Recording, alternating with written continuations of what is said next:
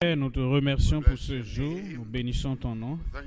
Nous te remercions pour ce que tu as fait, ce que tu fais et ce que tu feras encore. Merci pour ta parole qui demeure pour toujours. Nous demandons, Seigneur, que notre foi, notre dépendance en toi, notre engagement vis-à-vis de toi, notre consécration envers toi, soit constant et consistant au nom de Jésus. Dans la journée, dans la nuit, en saison sèche, en saison pluvieuse, dans chaque saison de nos vies, nous prions, Seigneur, que nos cœurs penchent vers toi et dépendent de toi et fassent ce que tu espères que nous soyons et fassions. Nous prions, Seigneur, que nous continuions à obéir à ta parole, sous l'autorité de ta parole, sous la puissance de l'Esprit du Seigneur, tous les jours de nos vies, au nom de Jésus. Nous prions pour que notre Seigneur sur nous, mais toi, le Seigneur souverain, ait le contrôle, ait la charge de tous les détails de nos vies au nom de Jésus. La crainte pour trembler, compromettre et pour céder à tout autre Seigneur humain ou spirituel, ou quelle que soit la nature de ce Seigneur, ne nous permet pas de céder à de telles compromissions dans nos vies, mais à te suivre jusqu'à la fin au nom de Jésus. Seigneur des Seigneurs dans nos vies, Roi des Rois dans nos vies, jusqu'à la fin au nom de Jésus. Nous te remercions pour l'exaucement. Au nom de Jésus, nous prions. Nous venons maintenant à Josué une fois encore et nous considérons aujourd'hui la fidélité de Dieu qui tient la promesse, Il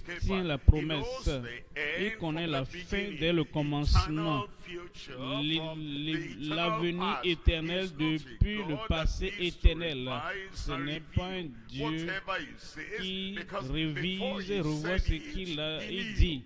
Parce qu'avant de dire ce qu'il veut dire, il savait ce qu'il voulait dire. Pour les hommes, parfois, nous faisons des promesses parce que nous ne connaissons pas l'avenir. Nous ne considérons pas ce que je peux faire, qu'est-ce que je ne peux pas faire.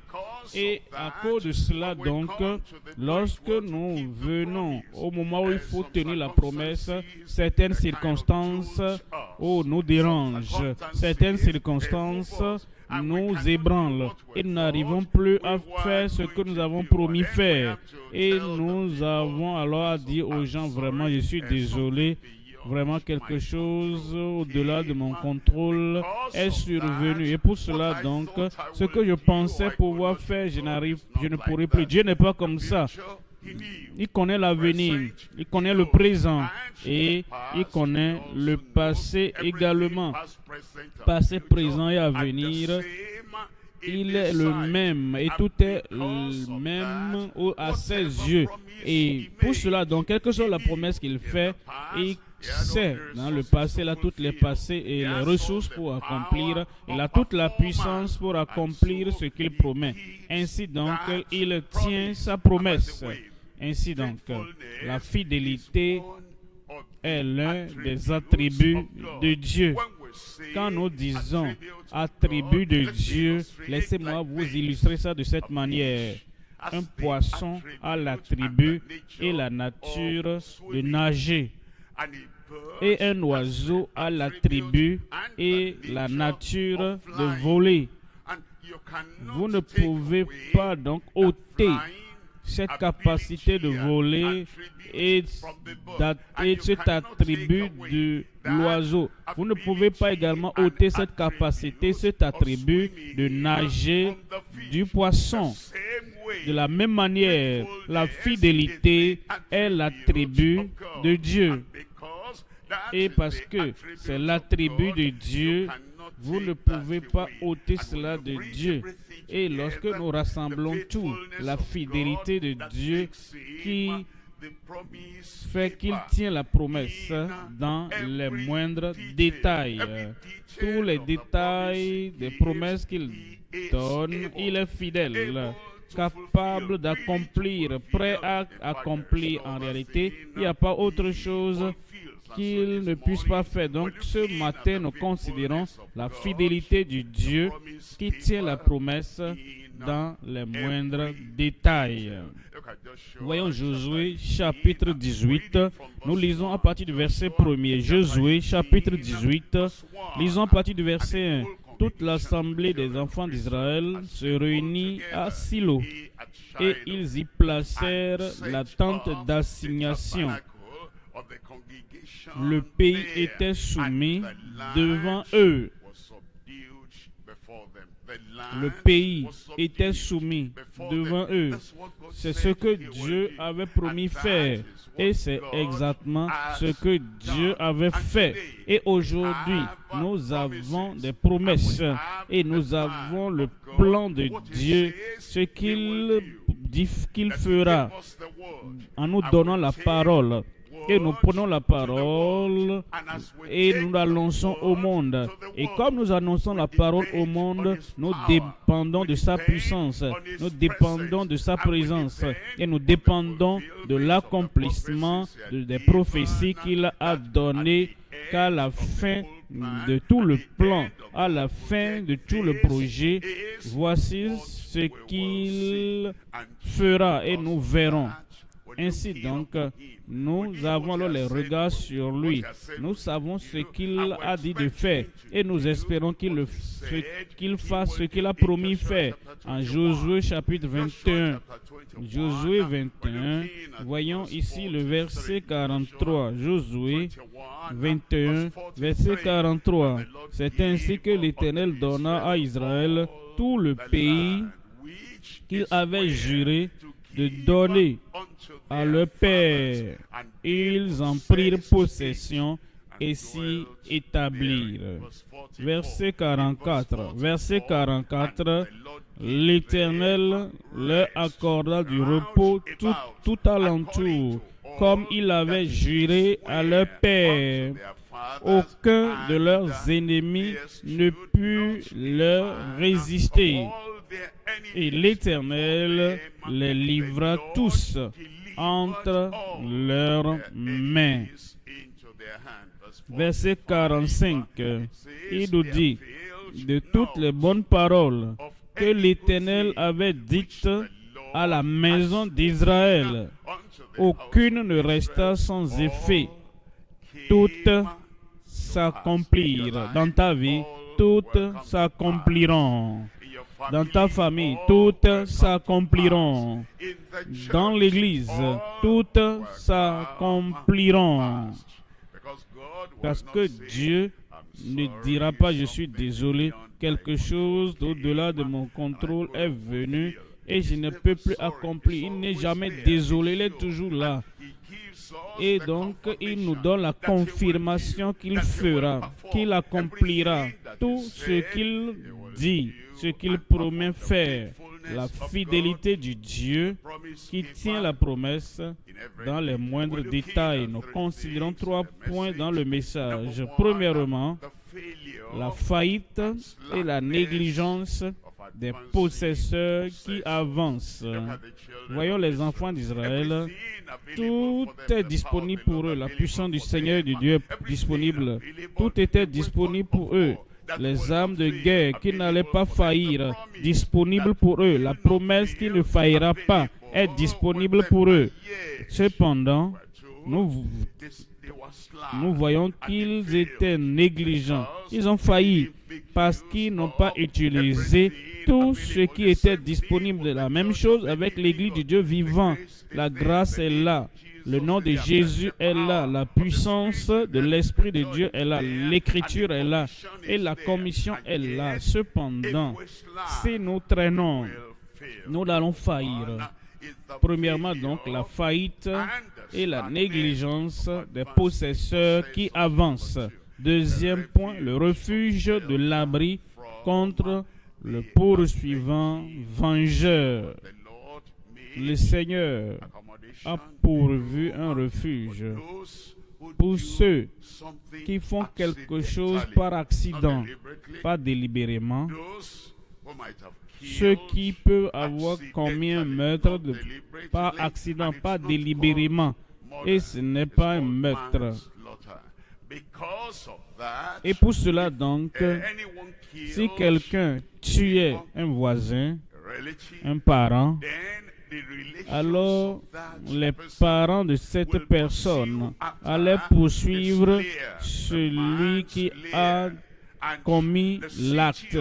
Et la ville de refuge a été pourvue pour que quiconque commettait quelque chose de ce genre sans le vouloir pourrait donc courir et s'y réfugier et être protégé. Le refuge de l'abri contre le poursuivant vengeur.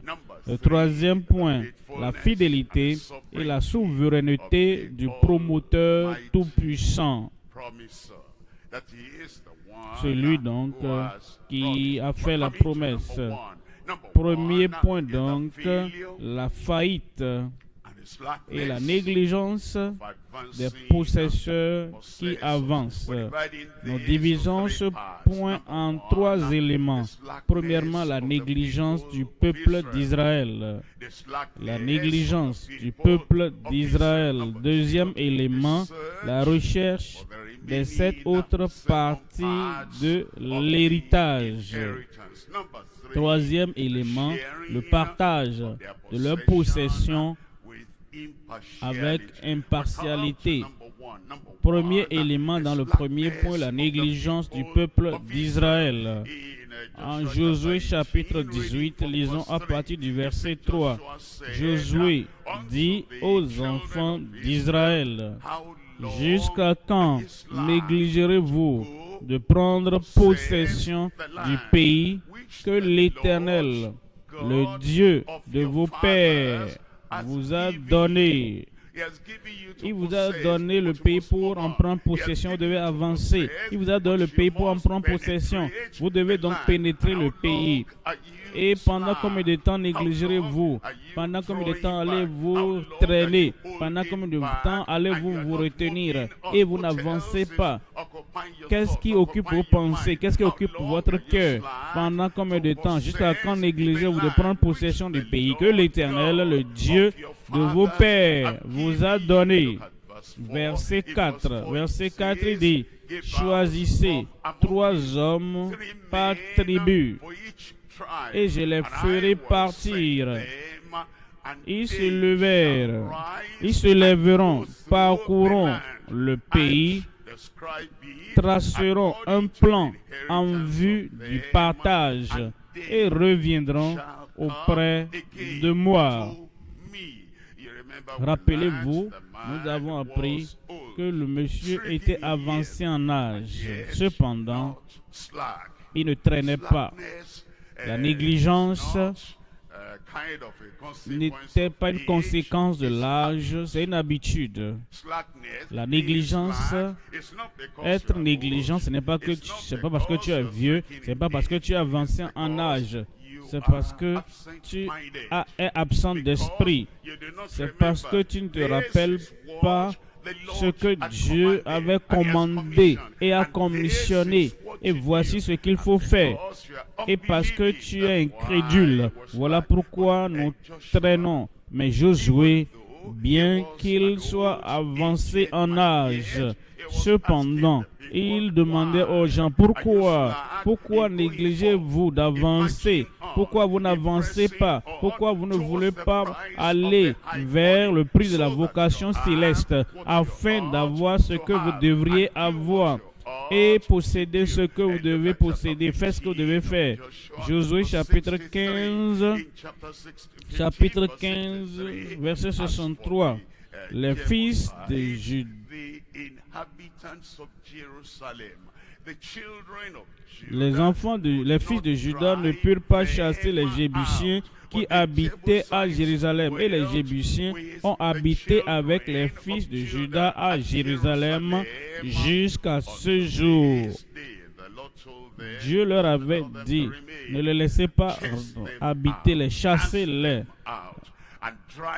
et renvoyez-les de ces territoires et posséder. Même les habitants des filles de Juda ont négligé. Chapitre 16, verset 10. Chapitre 16, verset 10. Ils ne chassaient point les Cananéens qui habitaient à Guérer. Et les Cananéens ont habité au milieu d'Éphraïm jusqu'à ce jour. Mais ils furent assujettis à un tribut. Ils auraient pu les chasser, mais ils ne l'ont pas fait. La négligence d'incrédulité, c'est la négligence d'abandon des commandements de Dieu, de la commission du Seigneur et faisant ce qu'il voulait. Chapitre 17, verset 12. Chapitre 17, 12 nous dit: les fils de Manassé ne purent pas prendre possession de ces villes, et les Cananéens voulurent rester dans ce pays. Verset 13. Dans le verset 13, on dit: lorsque les enfants d'Israël furent assez forts, ils assujettirent les Cananéens à un tribut, mais ils ne les chassèrent point. Voyons maintenant la commission que Dieu nous a donnée, la ville où nous sommes, l'état où nous sommes, la commune où nous sommes, la communauté où nous sommes. Et le Seigneur dit: allez prêcher la bonne nouvelle à toute la création. Nous avons dépassé toutes ces maisons, nous avons dépassé ces communes, et nous avons à l'église, et nous dépassons ces maisons. Nous ne pensons même plus à ces gens-là. C'est la négligence de l'oubli. Nous oublions que la commission que le Seigneur nous a donnée, c'est que nous allons et prêcher l'évangile à toute la création. Toute création dans notre communauté, toute la créature dans notre localité, toute créature dans nos communes, dans nos États. Mais nous les dépassons. Et comme nous les dépassons, nous ne pensons même plus au salut de leur âme. Nous ne pouvons, mais nous ne le faisons pas. Nous devrions, mais nous ne le faisons pas. Et nous pouvons le faire. Nous avons la puissance, nous avons la parole, et nous avons l'Esprit de Dieu qui nous dit: voici ce qu'il faut faire, prêcher la bonne nouvelle à toute la création. Cependant, nous traînons et nous ne le faisons pas. Il nous dit en Sophonie, au chapitre 3, verset 16, Sophonie, chapitre 3, 16. En ce jour-là, il sera dit de Jérusalem: ne crains point, et à Sion, que tes mains ne traînent pas. En ce jour-là, aujourd'hui le Seigneur nous parle, Sophonie 3,16. En ce jour-là, on dira à Jérusalem: ne crains rien. Christ a payé le prix. Il a payé le prix pour le salut de tout le monde entier. Sion, que tes mains ne s'affaiblissent pas. Voyons le verset suivant, le verset 17 de Sophonie 3. L'Éternel, ton Dieu, est au milieu de toi, comme un héros qui sauve. Pourquoi alors sommes-nous négligents? Pourquoi alors sommes-nous en train de battre en retraite? Pourquoi ne faisons-nous pas ce que nous sommes appelés à faire quand l'Éternel, notre Dieu, est au milieu de nous, comme un héros qui sauve? Il fera de toi sa plus grande joie. Il gardera le silence dans son amour. Il aura pour toi des transports dans l'allégresse. Amen. Amen. Voyons le verset 18. Je rassemblerai ceux qui sont dans la tristesse, loin des fêtes solennelles, ceux qui sont sortis de ton sein. L'opprobre pèse sur eux. Verset 19 dit: voici en ce temps-là, j'agirai contre tous tes oppresseurs. Tu as perdu ton amen. Je délivrerai les boiteux et je recueillerai un autre amen. Et je recueillerai ceux qui ont été chassés. Je ferai d'eux un sujet de louange et de gloire dans tous les pays où ils sont en opprobre. Verset 20. Verset 20. En ce temps-là, au moment de Dieu qui nous donne la victoire et qui donne à Israël et à Israël de Dieu la victoire, en ce temps-là, je vous ramènerai. En ce temps-là, je vous rassemblerai, car je ferai de vous un sujet de gloire et de louange parmi tous les peuples de la terre. Quand Dieu ne pensait pas seulement aux enfants d'Israël, dans toutes ses prophéties, il pense au reste du monde et il dit, je ferai de vous un louange parmi tous les peuples de la terre, quand je ramènerai vos captifs sous vos yeux, dit l'Éternel. Dieu l'a dit, et c'est lui qui tient la promesse dans tous les détails. Et tout ce qu'il a dit dans sa promesse, tout ce qu'il dit en prophétie, tout ce qu'il a dit dans ses prédictions, il l'accomplira dans chacune de nos vies au nom de Jésus. Nous voyons le deuxième élément maintenant, la recherche des 7 autres parties de l'héritage. Ici, Josué leur a dit en Josué 18, lisons à partir du verset 4. Josué 18, verset 4. Choisissez 3 hommes par tribu, et je les ferai partir. Ils se lèveront, parcourront le pays, traceront un plan en vue du partage et reviendront auprès de moi. Dans le verset 5, on dit, ils diviseront en 7 parts. Judas restera dans ses limites au midi, et la maison de Joseph restera dans ses limites au nord.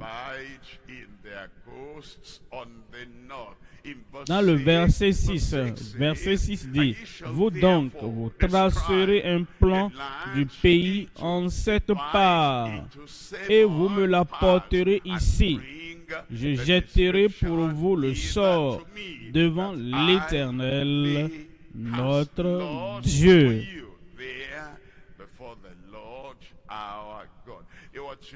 Il devait donc examiner, il devait vérifier les autres parties du pays qui n'avaient pas encore été conquises. Et il devait revenir faire le rapport de leurs recherches aux dirigeants, aux capitaines, aux ministres, aux dirigeants qui sont établis sur les nations. Et il allait donc diviser en 7 parts ce qui restait. Et il donnera le reste aux autres. Et il allait leur recommander d'aller conquérir les lieux qui restent à être conquéris. Chapitre 18, verset 8. En Josué 18, maintenant le verset 8.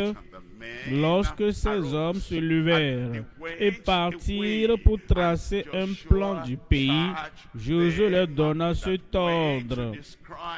Allez, parcourez le pays, tracez-en un plan et revenez auprès de moi. Puis je jetterai pour vous. Revenez à celui qui vous a envoyé. Puis je jetterai pour vous le sort devant l'Éternel à Silo. Dans le verset 9, ces hommes partirent, parcoururent le pays et en tracèrent d'après les villes un plan en 7 parts dans un livre. Et ils revinrent auprès de Josué dans le camp à Silo. Chapitre 23, verset 4. Chapitre 23, verset 4. Voyez, je vous ai donné en héritage par le sort, selon vos tribus, ces nations qui sont restées à partir du Jourdain. Dieu a défié Josué et Josué a défié le peuple. Alors les parties qui restent, vous devez aller faire des recherches, revenir me donner des détails et des parties restantes. Et ces parties restantes, ils sont revenus et ont donné l'information et il a divisé cela en 7 à cause de ceux qui restaient à posséder leur possession. Même si cet homme était vieux et avancé en âge, cependant dans chaque détail de ce que le Seigneur lui a demandé de faire, il l'a fait. Il n'a pas abdiqué. Ah, vous savez que je suis vieux maintenant, non? Allez diviser le pays. Hein. Alors, vous pouvez me représenter. Je dois dormir. J'ai besoin de beaucoup de repos maintenant. Le corps est déjà avancé, est vieux. Quand je suis disponible, je suis disponible. Quand je ne suis pas disponible, je ne suis pas disponible. Mais bon, vous, allez-y, allez le faire. Josué n'a pas abdiqué sa responsabilité en donnant des excuses. C'est la même chose avec nous. Ce que Dieu nous appelle à faire, planifier l'évangélisation, poursuivre l'évangélisation et faites ce que le Seigneur vous appelle à faire.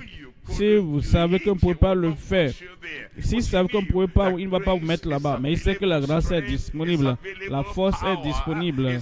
La force est disponible pour faire tout ce qu'il espère que vous fassiez. Alors nous n'allons pas abandonner. Nous n'allons peut-être pas nous cacher.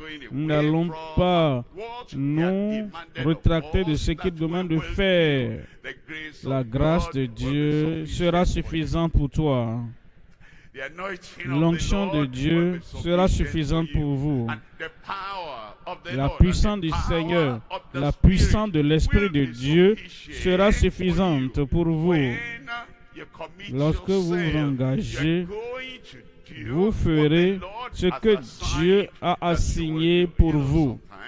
Parfois, il y a des gens qui abandonnent ce que Dieu leur demande de faire. Et ils vont sur d'autres territoires. Et ils vont dans le devoir d'autrui. Là où la grâce de Dieu ne sera pas disponible. Ils le font parce que ce n'est pas ce que vous êtes censé, vous n'êtes pas censé faire. Ce n'est pas pour vous. Vous n'aurez pas les provisions du ciel, la grâce de Dieu, la suffisance de Dieu, la puissance de l'Esprit de Dieu pour faire ce que le Seigneur ne vous a pas demandé de faire. Alors, si toute votre vie, si tout votre temps, si tous vos efforts, vous engagez dans ce que vous n'êtes pas censé faire, vous allez marcher dans la chair. Il y aura l'échec. C'est lorsque seulement vous vous maintenez et vous gardez votre pensée, vous gardez votre énergie dans ce que Dieu vous a confié. Alors, quel que soit votre âge, quelles que soient vos circonstances, vous allez vaincre au nom de Jésus. J'ai dit, vous allez vaincre au nom de Jésus. C'est ce qui est arrivé. Ils sont revenus avec Josué et il a divisé l'héritage pour eux tel que Dieu l'a dirigé. Troisième élément maintenant. Le troisième élément, c'est le partage de leur possession avec impartialité. Il l'a partagé et il n'y avait pas de partialité. Vous savez, il y a des gens dans leur jeunesse, pas de partialité. Ils font toutes choses telles que ça doit se faire. Mais comme les années se dépassent, ils connaissent plusieurs personnes. Ils ont des affections pour plusieurs. Ils ont des désirs pour quelques personnes. Et leur amour n'est plus uniforme. Leurs actions ne sont plus uniformes. Quand c'est A, ils ont une affection modérée. Quand c'est B, ils ont une affection moindre. Quand c'est C, ils ont l'attention maximum. Et tout ce qui concerne ce C-là, ils courent pour ça, ils courent pour cela. Tu seras un dirigeant partiel. Tu as divisé l'assemblée en différentes parties. Ce sont des amis et les autres. Ah, ça, c'est dans ma communion. Et les autres? L'autre fait partie de mes contacts. Et les autres? Si nous voulons être impartials, si nous voulons être impartials dans le ministère, en traitant les gens, impartial, en donnant des opportunités aux gens, impartial, en donnant les droits de chacun à toute personne, nous devons ramener la nature du Seigneur lui-même. Pour que ce que nous partageons, ce que nous donnons, les opportunités que nous donnons, que nous les rendons disponibles sur la base des qualifications de la Bible. Un ministre doit avoir ceci, telle qualification. A là, il peut le faire. B là, va le faire. C là, va le faire.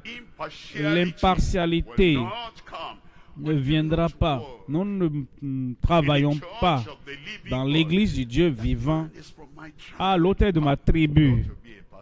Il doit être un pasteur, l'autre là. Il n'est pas de ma zone, d'accord. Soit ouvrier. Et quand nous aurons l'opportunité, nous allons t'appeler. Et l'autre là-bas, il y a des gens qui sont partiaux à cause des tribus. Cela arrive dans chaque pays. Dans notre pays ici, nous avons telle tribu, nous avons telle tribu, nous avons telle tribu. Personne ne tombe de l'air. Nous sommes nés quelque part.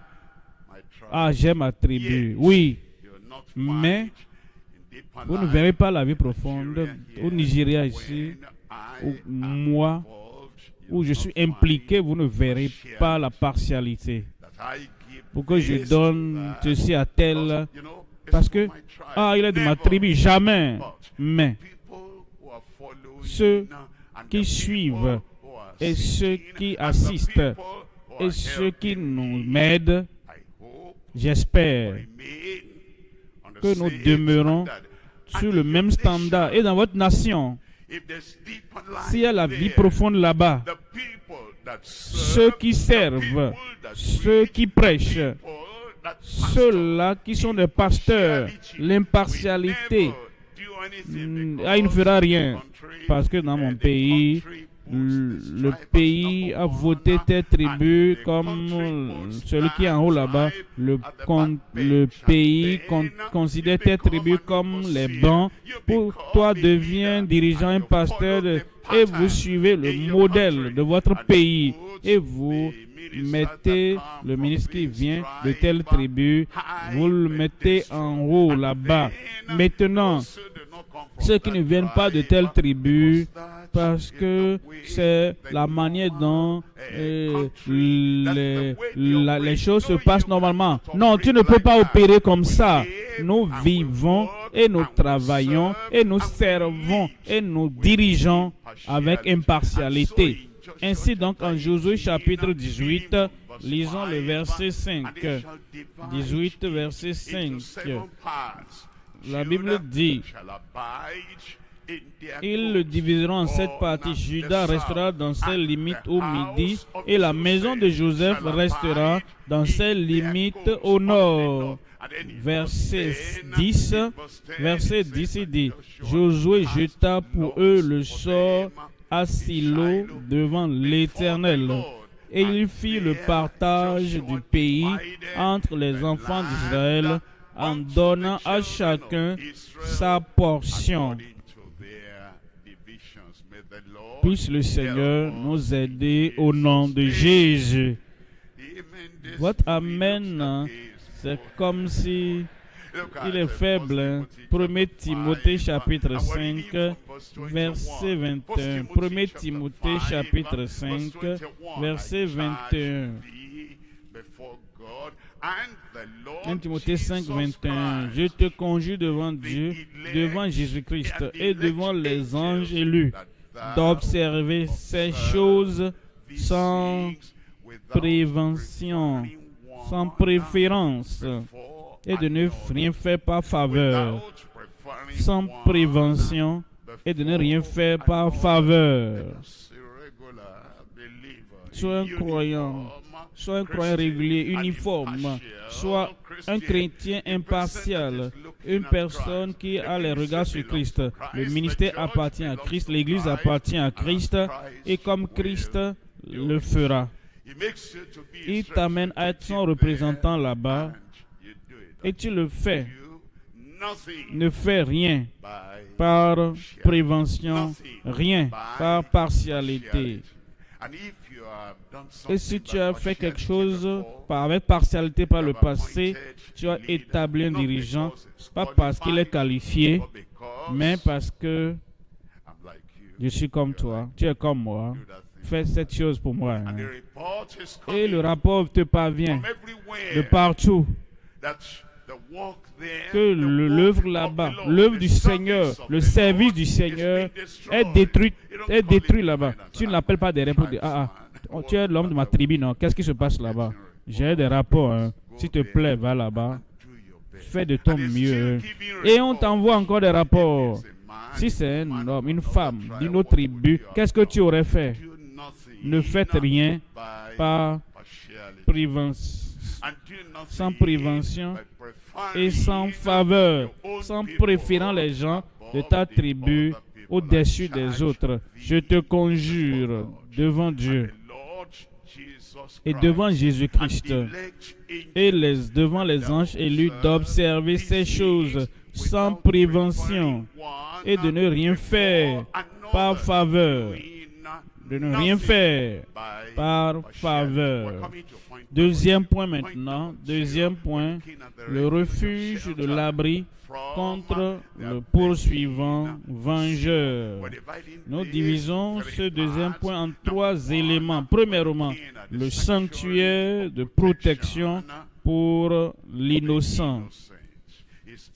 Il est innocent, il ne voulait pas tuer, il ne voulait pas nuire à quelqu'un, mais par accident, il a tiré, peut-être quelqu'un est mort. Il est innocent parce qu'il n'y a pas de préméditation dans ce qu'il a fait. Le sanctuaire de protection pour l'innocent. Deuxième élément, la souffrance des prodigues qui pêchent impunément. Ceux qui pêchent impunément sont traités différents. Ceux qui exécutent la loi d'eux-mêmes agissent différemment. Ceux qui veulent se venger, qui vont répliquer, c'est différent. Ceux qui délibérément se lèvent contre l'appel de Dieu et pêchent, c'est différent. Ceux qui pêchent, qui transgressent avec impunité, ne craignent pas Dieu, ne craignent pas un homme. Et ils pensent que c'est ce qu'ils veulent faire qu'ils font. Alors, la vie de refuge, ce n'est pas pour eux. La souffrance des prodigues qui pêchent impunément. Troisième élément, l'abri de toute indignation sous notre souverain sacrificateur. L'abri que nous avons en Christ. Comme nous suivons Christ, nous sommes repentis, nous suivons le Seigneur et nous suivons le Seigneur. Comme il a stipulé, il a établi dans sa parole et nous le faisons de tout notre cœur, de toute notre âme. Nous le faisons avec toute sincérité, l'abri sous notre souverain sacrificateur de toute indignation. Premier élément, c'est le sanctuaire de protection pour l'innocent. En Josué 20, verset 1, l'Éternel parla à Josué et dit, verset 2, parle aux enfants d'Israël et dit, établissez-vous, comme je vous l'ai ordonné par Moïse, des villes de refuge. Voyez le verset 3. Verset 3 dit, où pourra s'enfuir le meurtrier qui aura tué quelqu'un involontairement, sans intention, inconsciemment et sans le vouloir. Elles vous serviront de refuge contre le vengeur du sang. Verset 4. Verset 4 dit, le meurtrier s'enfuira vers l'une de ces villes s'arrêtera à l'entrée de la porte de la ville et exposera son cas aux anciens de cette ville. Ils le recueilleront auprès d'eux dans la ville et lui donneront une demeure afin qu'il habite avec eux.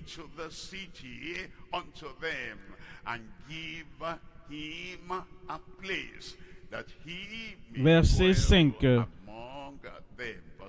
Si le vengeur du sang le poursuit, ils ne le livreront point le meurtrier entre ses mains, car c'est sans le vouloir qu'il a tué son prochain et sans avoir été auparavant son ennemi. Verset 6. Verset 6 dit: il restera dans cette ville jusqu'à ce qu'il ait comparu devant l'assemblée pour être jugé,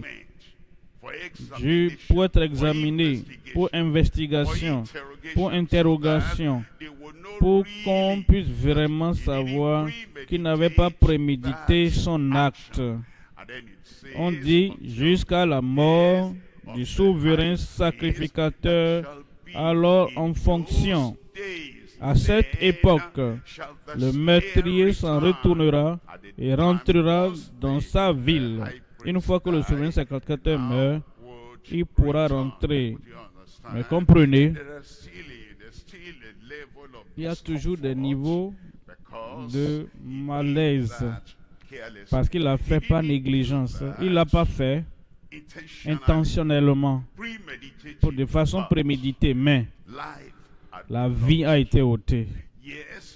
C'est vrai, il était innocent, il va fuir vers les villes de refuge. Sa femme ne peut pas aller là-bas avec lui. C'est lui qui a commis le crime. Et il ne va même pas retourner à la maison pour dire: ma femme, oh je fuis, je vais à cause de ceci. Non. Parce que si le vengeur du sang le croise hors de la ville de refuge, sa vie est foutue. Pour cela donc, sans prendre un bien quelconque, sans informer qui que ce soit, et sans même ayant la chance de porter ses enfants avec lui, lui seul doit fuir vers la ville de refuge. La négligence aussi conduit à la souffrance. Ça peut ne pas être une punition directe, ça peut ne pas être sa vie ôtée totalement, ça peut ne pas être sa destruction totale, mais l'acte négligent qu'il a commis, même si ça a été sans intention, il fuit vers la vie de refuge. Il reste, on l'examine, on dit il est innocent, mais il restera seul, tout seul, jusqu'à la mort du souverain sacrificateur. Si le souverain sacrificateur vit pendant 10 ans, il est privé de la communion de la famille, la négligence, puni d'une certaine manière parce qu'il a ôté la vie d'autrui. Alors, c'est pas négligence. C'est pourquoi tout ce que nous faisons, on dit: ah, je ne savais pas. C'est vrai que tu ne savais pas, mais il y aura quand même des malaises que tu vas suffire. Ah, je ne pensais pas à ça. Je n'ai vraiment pas prémédité ta chose. Je n'ai pas fait intentionnellement. Oui, mais il y a les souffrances, les inconvénients de la négligence. Il prend la fuite vers le sanctuaire. Il est libre. Psaume 9, verset 9. Psaume 9, 9. Verset 10. Lui, selon l'Éternel, est un refuge pour l'opprimé, un refuge au temps de la détresse. Quand nous sommes dans la détresse, nous comprenons, comme Dieu avait fait la provision aux enfants d'Israël pour qu'il y ait des villes de refuge, Dieu est notre refuge.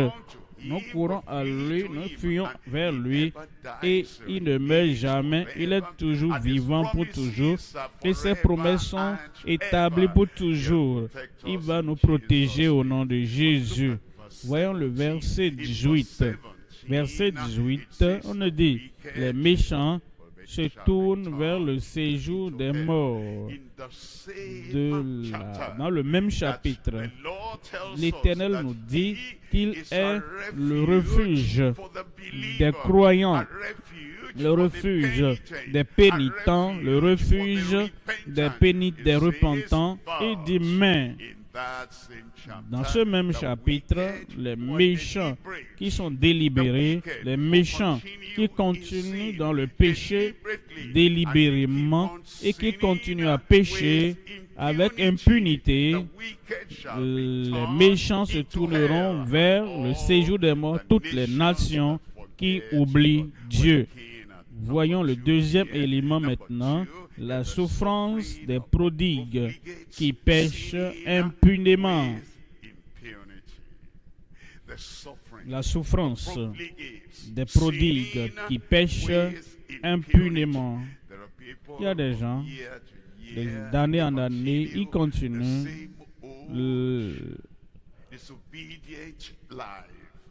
la même vie de désobéissance. Ils peuvent lire la Bible, ils lisent par habitude religieuse. Leur vie ne change pas. Leurs vies ne sont pas transformées. Et ils font la même chose de façon répétée. Ils ne pensent plus à leurs actions. Est-ce que c'est bon? Est-ce que c'est mauvais? Ils ne pensent plus à leur comportement. Est-ce que c'est acceptable à Dieu? Est-ce que tel est inacceptable à Dieu? Est-ce que cet acte établi par Dieu ou n'est pas établi par Dieu?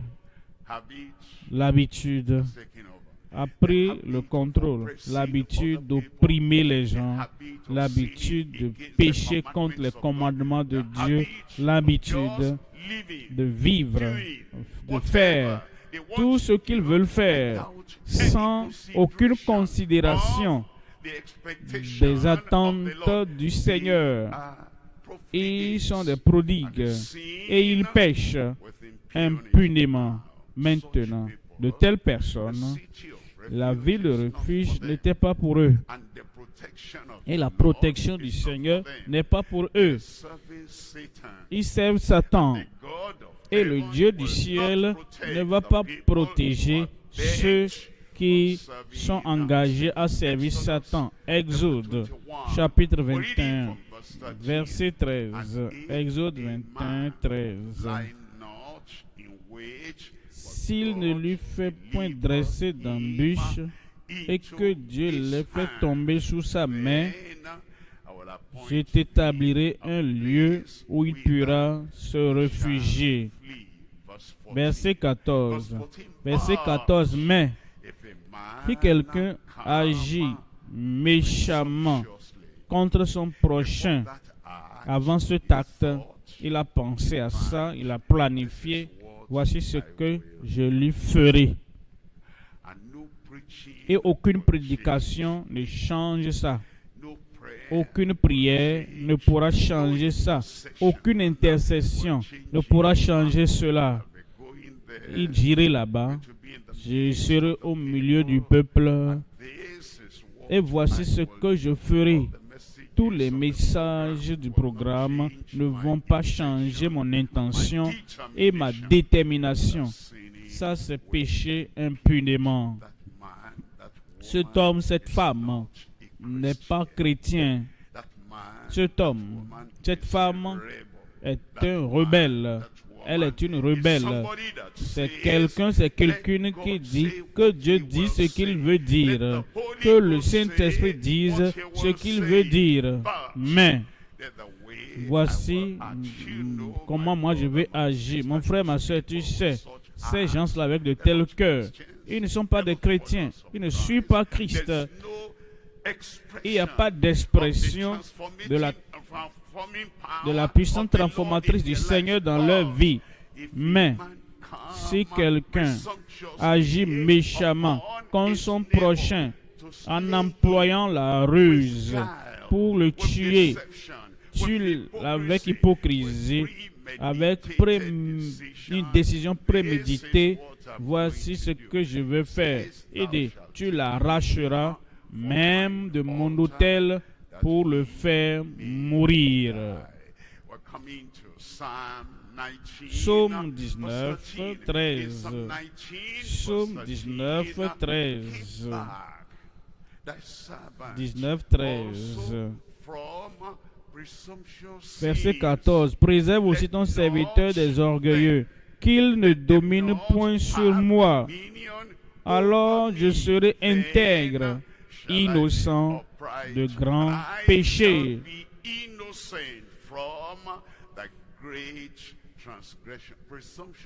Les péchés présomptueux est une grande transgression. Les péchés prémédités, c'est une grande transgression, quelle que soit l'intention de la personne qui était présomptueuse. Je vais prendre l'une de les familles, je vais l'achever pour mettre la crainte dans le cœur des membres de sa famille. Et pour dire, vous famille là, je viens de tuer une personne, j'ai détruit une personne. Si vous continuez comme ça, voici ce que je vais faire. Et tout le monde sait que c'est monsieur violent et ce qu'il dit le fera. Ça, c'est un pécheur présomptueux. Il n'y a aucun pardon, il n'y a aucune grâce, il n'y a aucune vie éternelle. Il n'y a pas de ciel pour de telles personnes. Un tel pécheur présomptueux.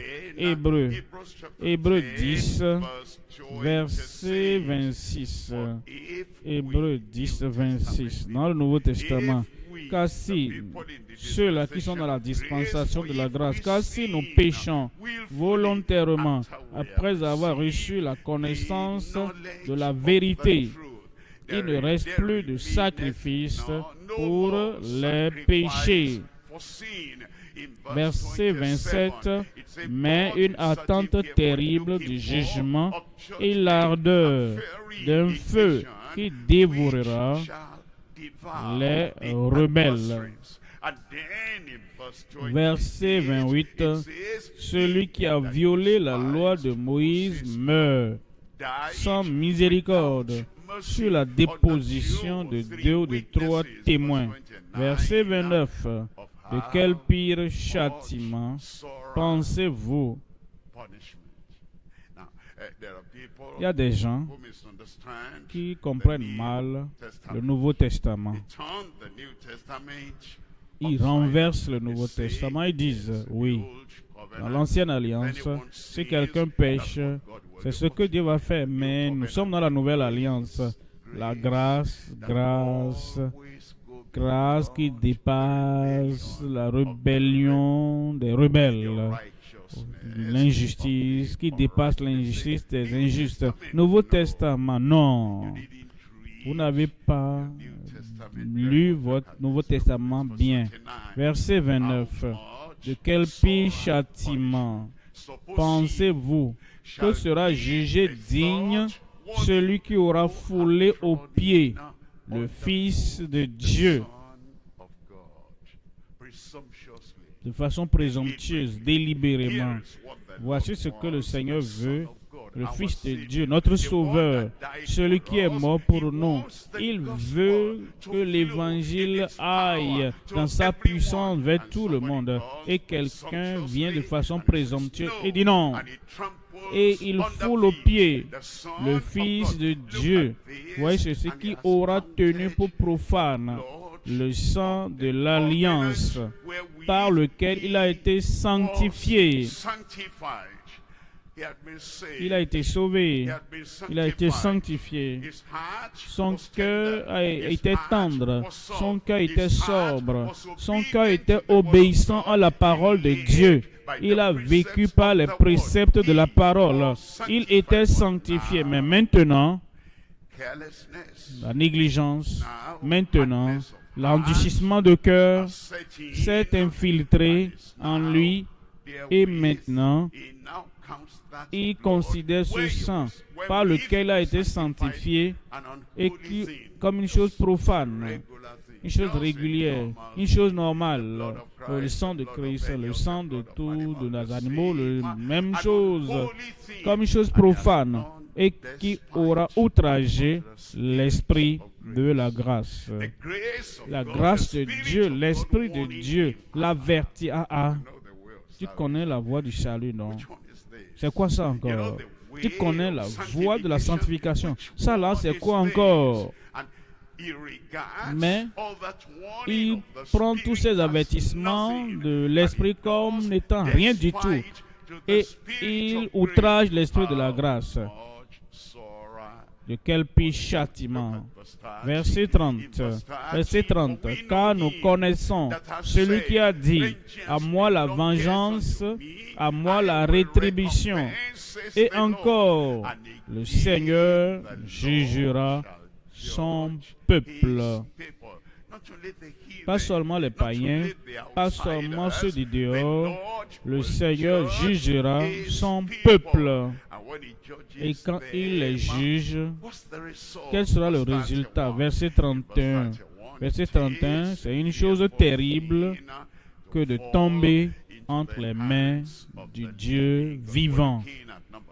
Troisième élément maintenant, l'abri de toute indignation sous notre souverain sacrificateur. Christ est notre souverain sacrificateur. Et comme nous avons les regards sur le calvaire et nous croyons au calvaire, nous nous abandonnons, nous soumettons à ce que le Sauveur et le Sauveur a donné sa vie pour nous racheter. Lorsque nous nous soumettons et nous abandonnons à cela et nous vivons conformément à la parole de celui qui nous a tellement aimés et qui s'est livré pour nous, et nous nous soumettons, il est digne de notre obéissance, il est digne de notre fidélité, il est digne de notre soumission. Voyez ce qu'il a fait, voyez ce que nous devrions faire. En Hébreux chapitre 6, verset 18. Hébreux 6, 18. Par deux choses immédiates dans lesquelles il était impossible il est impossible que Dieu montre. Nous trouvions un puissant encouragement, nous dont le seul refuge a été de saisir l'espérance qui nous était proposée. Verset 19, cette espérance, nous la possédons comme une ancre de l'âme, sûre et solide. Elle pénètre au-delà du voile. Verset 20 dit, là où Jésus est entré pour nous comme précurseur, ayant été fait souverain sacrificateur pour toujours, selon l'ordre de Melchisédek. Il ne peut pas mentir, il ne mentira pas. Tout ce qu'il a promis, il a promis le salut aux pénitents, aux repentants, aux prodigues, qui dit, je reviendrai à mon Père et je chercherai sa miséricorde. Je dirai, je ne suis plus digne d'être appelé tes fils, mais traite-moi comme l'un de tes mercenaires. Et non seulement qu'il a l'intention, il joint l'action à cette intention. Il se lève et il revient vers le Père. Et le Père, le voyant de loin, courut et se jetait à son cou. Et comme le prodigue dit, je ne suis pas digne, et ôtez tous les habits déchirés, ôtez toutes les choses sales, car mon fils que voici était mort. Et quand tu es un prodigue, tu es mort dans les péchés, les offenses. Quand quelqu'un est un rebelle, il est mort dans les péchés et dans les offenses. Quand quelqu'un devient un prodigue et il pêche continuellement avec impunité, il est mort. Il dit, mon fils que voici était mort. Il est revenu à la vie. Il était perdu. Maintenant, il est retrouvé et il commençait à se réjouir. Parce qu'il y a la joie au ciel pour un pécheur qui se repent. Il y a la joie dans la présence du Seigneur. Et le Seigneur devient notre souverain sacrificateur. Et nous vivons de façon différente. Le fils prodigue, après une semaine, il n'est plus retourné dans le pays et lointain après un mois, après une année. Il n'a pas dit, ah, je rate quelque chose.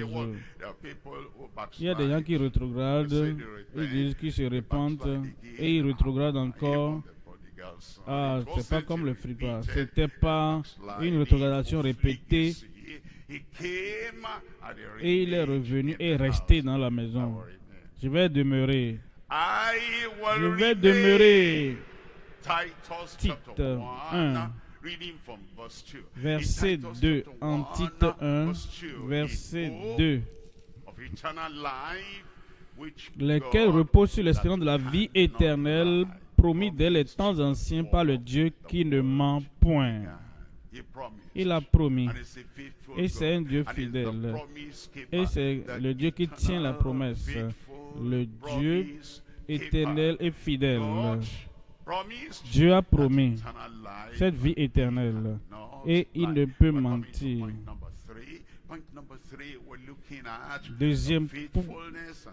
Troisième point, la fidélité, la souveraineté du promoteur tout-puissant. Il a promis, il est fidèle et il est tout-puissant. Il a la puissance de faire ce qu'il a promis faire. En Josué chapitre 21, verset 43. Josué 21, 43. L'Éternel donna à Israël et ils le possédèrent et y demeurèrent. Verset 44. L'Éternel leur accorda du repos. Verset 43. C'est ainsi que l'Éternel donna à Israël tout le pays qu'il avait juré de donner à leur père. Il en prit possession et s'y établit. Verset 44. L'Éternel leur accorda du repos tout l'alentour. Comme il avait juré à leur père, aucun de leurs ennemis ne put leur résister. Et l'Éternel les livra tous entre les mains. L'Éternel les livra tous entre leurs mains. Verset 44. Verset 45 plutôt. De toutes les bonnes paroles que l'Éternel avait dites à la maison d'Israël, aucune ne restant sans effet, toutes s'accomplirent. Il y a trois éléments. Premièrement, la plénitude du garant céleste de la promesse. Deuxième élément, la fidélité du peuple saint. Ce n'est pas seulement il tient la promesse, mais il garde aussi le peuple. La fidélité de celui qui garde le peuple. Troisièmement, c'est la fécondité des honnêtes observateurs des préceptes. Ce sont les croyants. Ils croient au Dieu fidèle. Et eux-mêmes, ils sont fidèles au Seigneur. À chaque détail, à tout appel, comme Dieu leur avait donné, ils sont fidèles et fructueux parce qu'ils sont honnêtes en observant les préceptes. Premier élément, c'est la plénitude du garant céleste de la promesse. Nous avons déjà lu Josué 21, 43 à 45, Nombre 23, 19. Dieu n'est point un homme pour mentir, ni fils d'un homme pour se repentir. Ce qu'il a dit, ne le fera-t-il pas? Ce qu'il a déclaré, ne l'exécutera-t-il pas? Verset 20. Voici, j'ai reçu l'ordre de bénir. Il a béni, je ne le revoquerai point. Balaam ne peut pas révoquer la promesse, les bénédictions du Dieu éternel. Et Satan, le maître de Balaam, ne peut pas révoquer toute promesse que Dieu a faite pour toi. Verset 21. Il n'aperçoit point d'iniquité en Jacob. Il ne voit point d'injustice en Israël. Attendez, vous savez, les gens du monde sont plus sages dans leur génération. Dans leur génération. Balaam voulait maudire les enfants d'Israël. Il n'a pas pu. Pourquoi? Parce que Dieu n'a pas trouvé d'iniquité en Jacob. Et Balak a dit, je t'ai appelé pour maudire le peuple. Qu'est-ce que tu fais? Tu les bénis. Il dit, je ne peux pas les maudire. Et toi aussi, tu ne peux pas les détruire. Parce qu'il n'aperçoit point d'iniquité en Jacob. Balak, tu sais ce que tu vas faire? Donne-leur l'iniquité. Montre-leur l'iniquité. Qu'ils boivent l'iniquité. Qu'ils aient l'iniquité. Alors ce que tu veux, la malédiction viendra sur eux. Balaam a dit, comment je vais le faire? Cherche tes belles femmes partout à Moab et envoie-les aux Israélites. Fais les guerriers.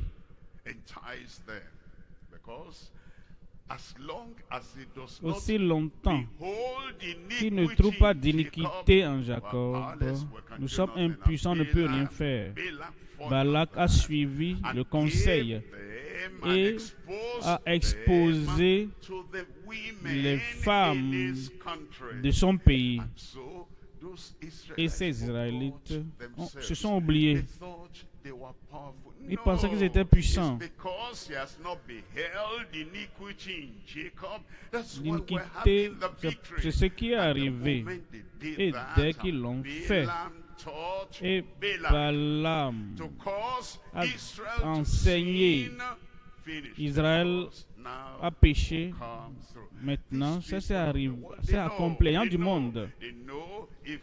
Ils savent que si nous leur présentons ceci, si nous leur donnons cela, c'est comme ça que nous pouvons les vaincre.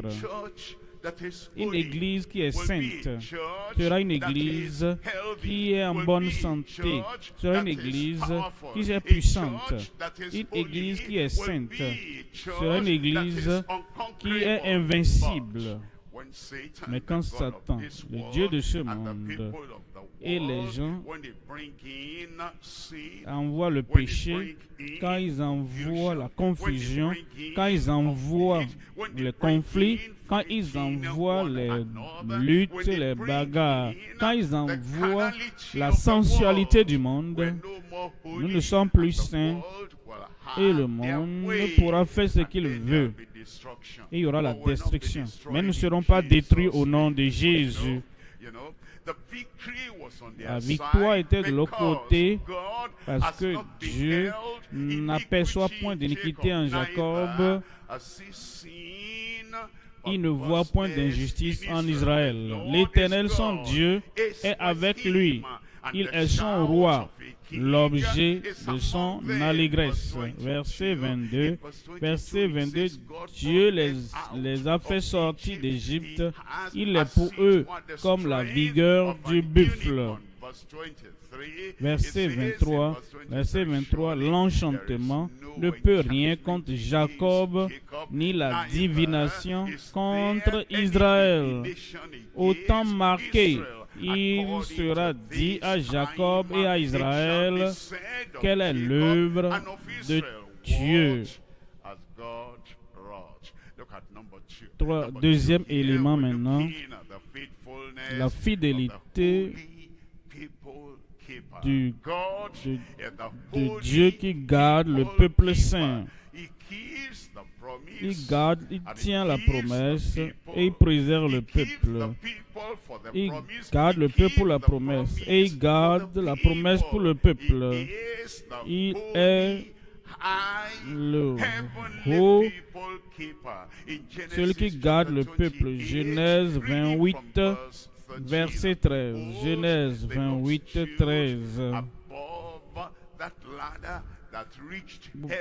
Dieu était au-dessus de... Il dit, je suis l'Éternel, et voici l'Éternel se tenait au-dessus d'elle. Et il dit, je suis l'Éternel, le Dieu d'Abraham, ton père, et le Dieu d'Isaac. La terre sur laquelle tu es couché, je la donnerai à toi et à ta postérité. À toi et à ta postérité. Le Seigneur accomplira sa promesse pour toi, et pour l'Église. Et il le fera jusqu'à l'enlèvement au nom de Jésus. Verset 15. Voici, je suis avec toi. Je te garderai partout où je te garderai. Celui qui garde le peuple saint, je te garderai partout où tu iras. Et je te ramènerai dans ce pays, car je ne t'abandonnerai point, que je n'ai exécuté,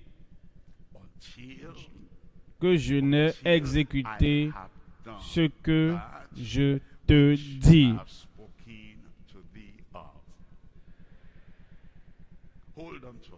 Attachez-vous à cela. Toute promesse qu'il fait dans la parole, et nous demeurons fidèles, nous demeurons obéissants, nous sommes soumis à lui. Ta vie sera meilleure, radieuse, par l'accomplissement de ces promesses au nom de Jésus. Troisième élément, la fécondité des honnêtes observateurs des préceptes. Observateurs des préceptes. Nous gardons sa parole. Et pour cela, nous serons fructueux dans le ministère. Tu seras fructueux. Dans ta famille, tu seras fructueux. Amen. Genèse 22, verset 15. 22, 15. Là, parce que tu as fait ceci, et tu ne m'as... Verset 16. Et dit, je te jure par moi, mes paroles de l'Éternel, parce que tu as fait cela, et que tu n'as pas refusé ton fils, ton unique. Verset 17. Je te bénirai, et je te multiplierai. Je multiplierai ta postérité, comme les étoiles du ciel, comme le sable qui est sur le bord de la mer. Et ta postérité possédera la porte de ses ennemis. Verset 18. Toutes les nations de la terre seront bénies en ta postérité, parce que tu as obéi à ma voix. Le chemin de l'obéissance conduit aux bénédictions multiples dans chaque domaine de nos vies. Et comme nous retournons à Dieu, quel que soit ce qui s'était mal passé, nous disons ça, je suis désolé. Et étant désolé est authentique et profond. Et ce je suis désolé est permanent. Et Dieu sait que nous n'allons plus répéter la même rébellion, la même désobéissance, et nous disons que nous revenons au Seigneur, nous tournons vers le Seigneur de tout notre cœur, toute notre âme, de toute notre pensée. Et ce qu'il désire, ce qu'il chérit, la sainteté dans le cœur, la sainteté dans la pensée, la sainteté dans l'âme, la sainteté dans l'esprit, la sainteté dans la famille, la sainteté dans le langage, la sainteté dans tous les détails de notre vie. Nous lui demandons de nous donner cette grâce, et nous vivons et nous demeurons continuellement dans cette sainteté par la grâce de Dieu. Alors les bénédictions de Dieu vont se multiplier, demeurer et continuer, seront permanentes dans chacune de nos vies au nom de Jésus. Ton heure a maintenant sonné. Tu vas promettre au Seigneur et il te fera des promesses. Et quand ta promesse et ces promesses se joignent, les bénédictions ne vont jamais cesser dans ta vie. Pourquoi ne pas te lever maintenant et dire, Seigneur, me voici, me voici. Je me donne à toi. Regarde ta vie, regarde le passé, la négligence. La négligence apporte la souffrance. Regarde ta vie. Je suis innocent, je ne savais pas. Je ne savais pas combien de choses. Tu as piétiné sur les orteils de l'autre, je ne savais pas. Tu as pris cette chose, je ne savais pas. Tu as menti là-bas, je ne savais pas. Tu t'es comporté de façon hypocrite, je ne savais pas. Tu as cédé aux habitudes du péché de la rétrogradation et ce que tu as toujours fait, je ne sais pas. Je ne savais pas. Ça devient beaucoup. Parle maintenant au Seigneur, même si je ne savais pas. Je ne connaissais pas la profondeur, la hauteur de ce que je faisais. Repends-toi devant le Seigneur. Et que cette repentance soit authentique. Que cette repentance soit totale. Que cette repentance soit acceptable aux yeux du Seigneur. Fils prodigue n'a pas continué à aller revenir dans le pays lointain et revenant encore pour la retraite de Pâques, restauration. Après la retraite de Pâques, il retourne encore dans le pays lointain et il revient encore pour la retraite de décembre, pour la restauration encore. Et après la retraite de décembre, il retourne encore dans le pays lointain et il revient au congrès. Et maintenant, la restauration, quelqu'un qui fait comme ça, tu peux rater l'enlèvement. L'enlèvement aura lieu après le programme que tu espères. Fais la repentance permanemment pour que tu puisses demeurer dans le refuge du Seigneur de façon permanente. Parle au Seigneur, parle au Seigneur. Il connaît nos cœurs. Il veut la sincérité. Il veut l'honnêteté. Il veut la transparence. Parle au Seigneur. C'est pourquoi tu es là. Parle-lui de façon authentique, de tout cœur. Le ministre sanctifié devrait avoir la parole écrite dans le cœur. Et nous ne devrions pas faire des choses en professant je ne savais pas. Tu nuis à quelqu'un, je ne savais pas. Si la personne t'a... Comment tu vas te sentir? Tu as piétiné les orteils d'autrui. Tu as empêché d'autres personnes. Tu as repoussé d'autres personnes. Je ne savais pas. Si les autres ont fait la même chose, comment vas-tu agir? Ils ne savaient pas. Parle au Seigneur.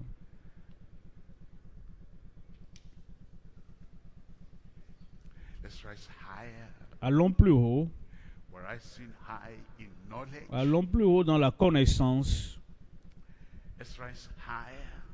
Allons plus haut dans l'obéissance, dans la fidélité,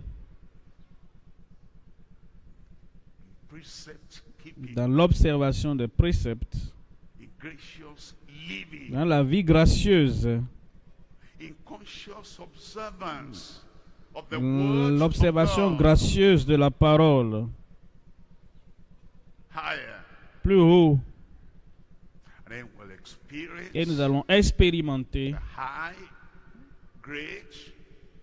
l'accomplissement des promesses de celui qui tient la promesse.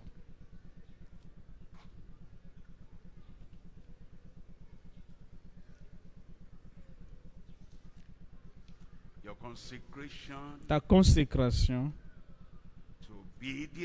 à l'obéissance, ramène-la.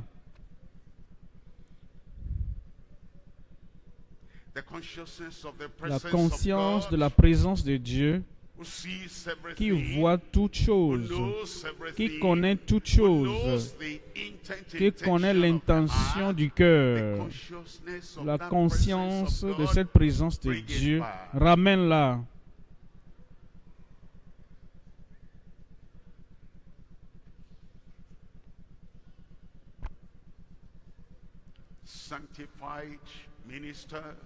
Ministre sanctifié,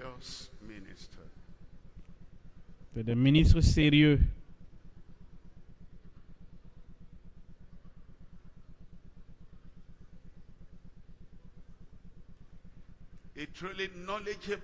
C'est un ministère qui a de la connaissance. C'est un ministre obéissant.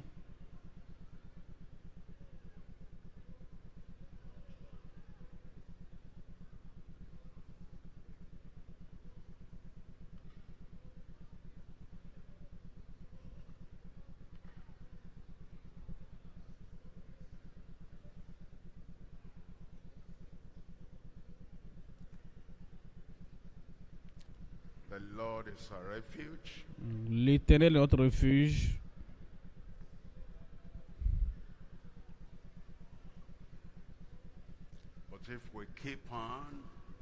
Mais si nous continuons à pécher avec impunité, et nous disons, c'est un petit péché, vraiment,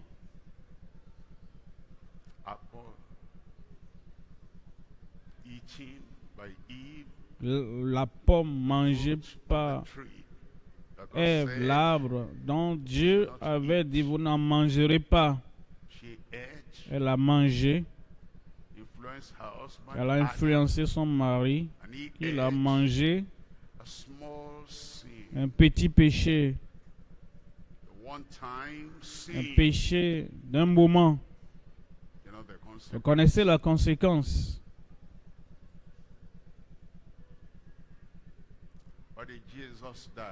Pourquoi Jésus est-il mort? Pourquoi a-t-il payé un si grand prix pour la rédemption?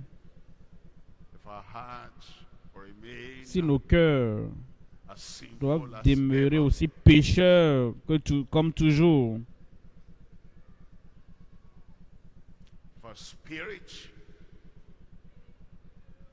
si nos esprits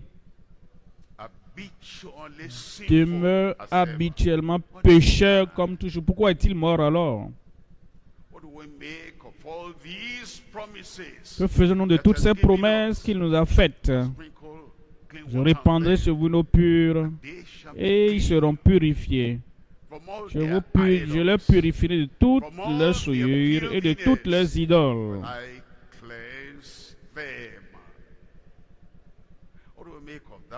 Que faisons-nous de cette promesse?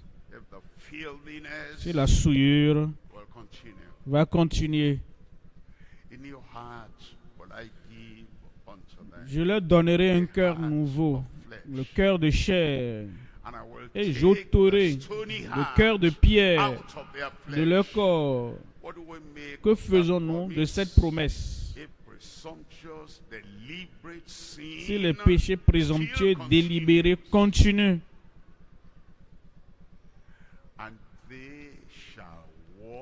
et ils marcheront dans mes lois. Que faisons-nous de cette promesse? Si la rébellion, l'entêtement est toujours là, je mettrai mes lois dans leur cœur. Je les écrirai sur leur cœur. Et ils me craindront tous les jours de leur vie. Et ils ne s'éloigneront point de moi. Que faisons-nous de cette promesse? Si nous voulons être endurcis dans le péché,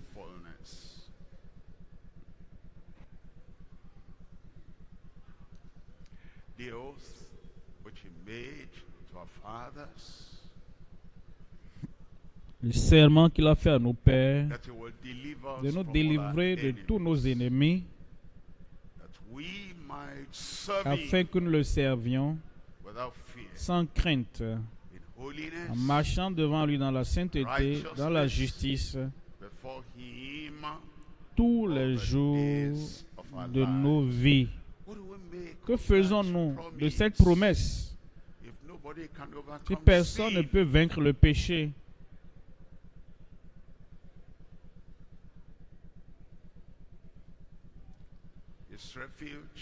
son refuge, ce n'est pas pour accommoder le péché, ce n'est pas pour excuser le péché, c'est pour nous purifier de tout péché.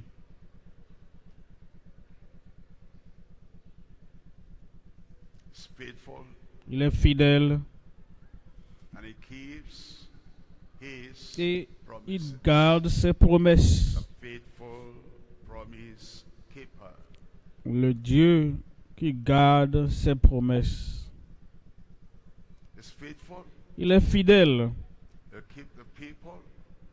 et il va garder le peuple.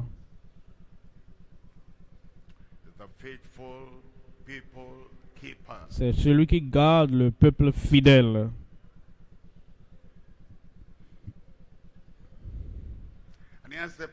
Il a la puissance pour nous aider à garder ses préceptes. Et nous devenons les observateurs féconds et fidèles des préceptes.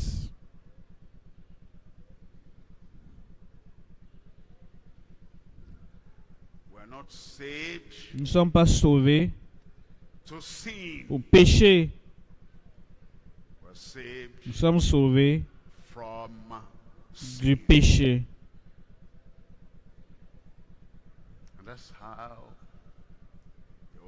Et c'est de cette manière qu'il va garder, tenir toutes ses promesses dans nos vies.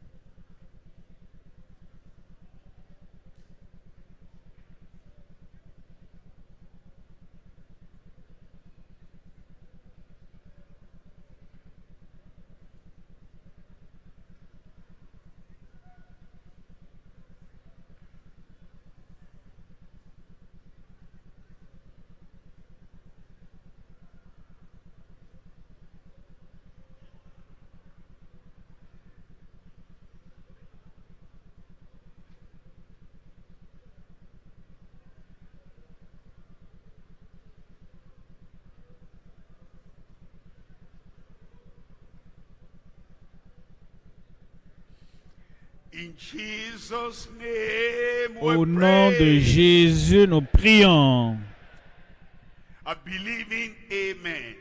Un amen de foi. Un amen des observateurs des préceptes.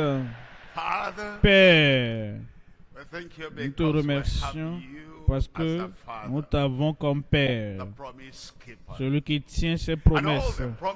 Et toutes les promesses que tu nous as données, de Genèse à Apocalypse,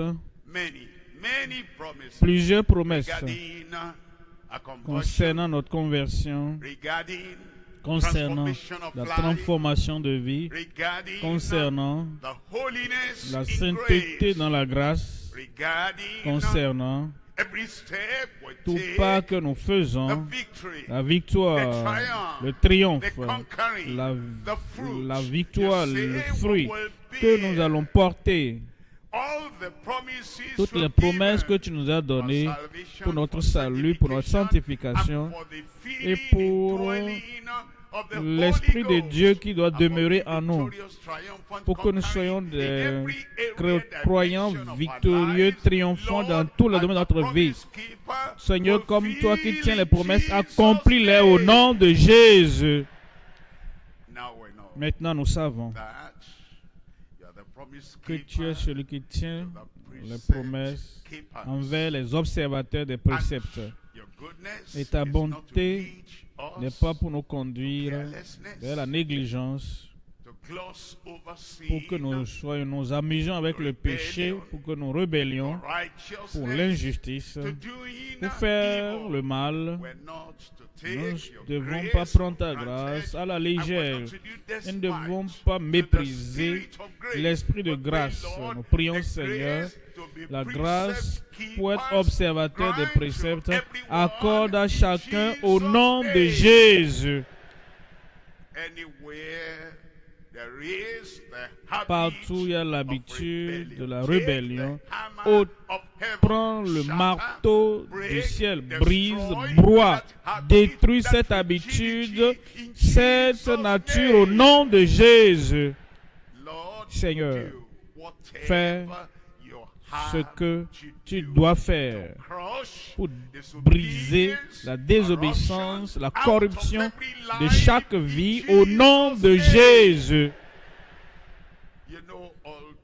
Tu connais tout le monde et tu connais le niveau où nous sommes et tu sais ce que tu dois faire pour adoucir les cœurs. Tu sais ce que tu dois faire pour nous amener à t'honorer, pour nous amener à te révérer et pour nous amener à des observateurs des préceptes suivant le Seigneur fidèlement. Fais-le dans chaque vie au nom de Jésus. Déçois les attentes de ceux-là qui crachent sur ton visage et qui pensent que tu vas encore les bénir. Tout de même, déçois tous les hypocrites au nom de Jésus, jusqu'à ce que nous sachions que nous devons nous détourner de l'hypocrisie pour la sainteté. Alors nous allons demeurer et être audacieux, intrépides dans la sainteté, et tes bénédictions vont se déverser sur nous au nom de Jésus. Sois celui qui tient les promesses envers les observateurs des préceptes. Confirme tes bénédictions, Seigneur, sur chaque écouteur, auditeur, obéissant. Au nom puissant de Jésus, nous prions.